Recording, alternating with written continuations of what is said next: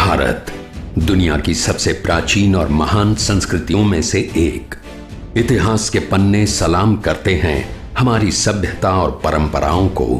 सदियां बीती, कई बदलाव आए और आज के दौर में भी हमारा देश दुनिया का सबसे बड़ा लोकतंत्र राष्ट्र माना जाता है। लेकिन चंद दशकों से कई कोशिशों के बावजूद उन्नति के कोई लक्षण नजर नहीं आ रहे हैं, क्योंकि हमारे फाइनेंस बिल और अर्थव्यवस्था में कई खामियां हैं और लोग कर बचाने के लिए ललचा जाते हैं। इसी से तैयार होता है काला धन। जायज अर्थव्यवस्था से पैसा निकालकर एक गुप्त समांतर अर्थव्यवस्था में चला जाता है। इससे निर्माण होती है जायज पैसे की कमी। इससे जो असुरक्षितता फैलती है वो तकरीबन हर नागरिक को पैसे के पीछे दौड़ने के लिए मजबूर करती है, ये मानते हुए कि पैसे ही जिंदगी में सबसे अहम चीज है। इस वजह से पूरे देश का आर्थिक संतुलन बिगड़ जाता है और इसका असर पड़ता है हमारे जीवन के हर पहलू पर, जैसे कि व्यापार, रोजगार, शिक्षा और कृषि। पर इनसे भी ज्यादा इसका असर होता है हमारी सोच, हमारी सामाजिक मानसिकता पर।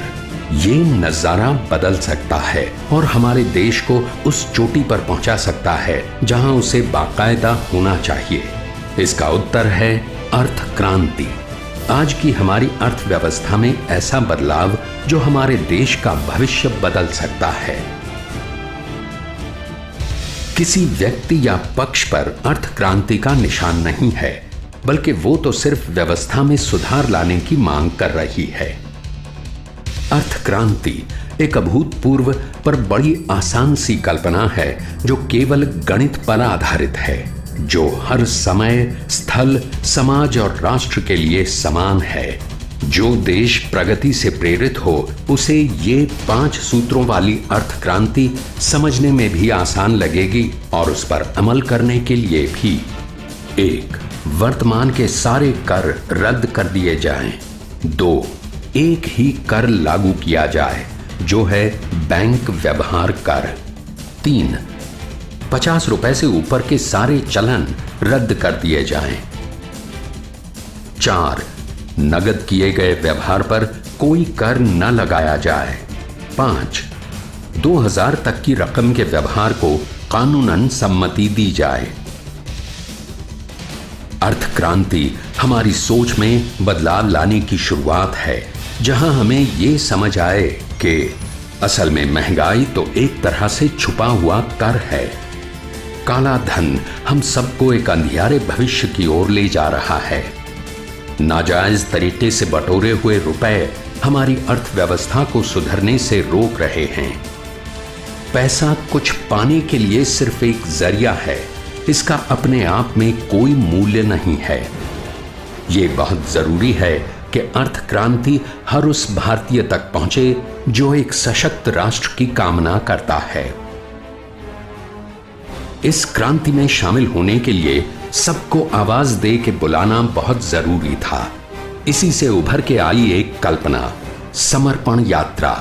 एक ऐसी यात्रा जो हर भारतीय नागरिक को जगाए और एक साथ जुटकर आर्थिक स्वायत्तता के लिए लड़े, जो कि हमारा संवैधानिक अधिकार है। समर्पण यात्रा एक कोशिश है कि अर्थ क्रांति जैसे प्रगतिशील सुझावों पर एक निश्चित समय में अमल किया जाए। इतने बड़े पैमाने पर चलने वाले कार्यक्रम को सफल बनाने के लिए कितने ही भरोसेमंद गुरु समान व्यक्तियों की जरूरत थी। तो ऐसे 4 व्यक्तियों को चुना गया। ऐसे व्यक्ति जो हमारे समाज के लिए मिसाल बन चुके हैं। कई सालों से इन्होंने जनता का विश्वास जीत लिया है। अपने नीति मूल्यों, अपने साफ चरित्र और अपनी निस्वार्थ सेवा की वजह से। समर्पण यात्रा की शुरुआत होगी औरंगाबाद से और 4 दिशाओं में चल पड़ेगी इन 4 श्रेष्ठ व्यक्तियों के मुख्य कार्यालयों की ओर, जो कि हैं रालेगण सिद्धि, हरिद्वार, बेंगलुरु तथा दिल्ली। सब लोगों से निवेदन है कि जैसे ही ये यात्रा आगे बढ़ती जाएगी वैसे शामिल होकर इसकी ताकत बढ़ाएं। इसमें शामिल होने वाले सभी लोग हमारे देश की जरूरतों का प्रतिनिधित्व करेंगे। इन चारों आदरणीय गुरुओं से निवेदन है कि 40 से 60 विशेषज्ञों का एक राष्ट्रीय स्तर का पैनल चुनें। ये पैनल बड़े सलीके से पीपल्स मैनिफेस्टो तैयार करेंगे। इसमें होंगी लोगों की असली उम्मीदें और पीपल्स मैनिफेस्टो की नींव होगी अर्थ क्रांति। ये मैनिफेस्टो राष्ट्रीय स्तर पर पेश किया जाएगा हमारे देश के संविधान का हिस्सा बनाने के उद्देश्य से, और इस मैनिफेस्टो की असली ताकत निकलेगी हमारे लोगों के वोट से। इससे एक बहुत ही बड़ा बदलाव आएगा।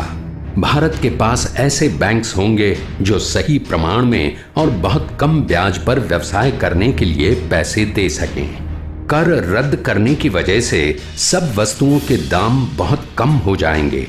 कर से बचने के लिए नए नए पैंतरों का उपयोग बंद हो जाएगा। काला धन फिर से अर्थव्यवस्था में लौट आएगा।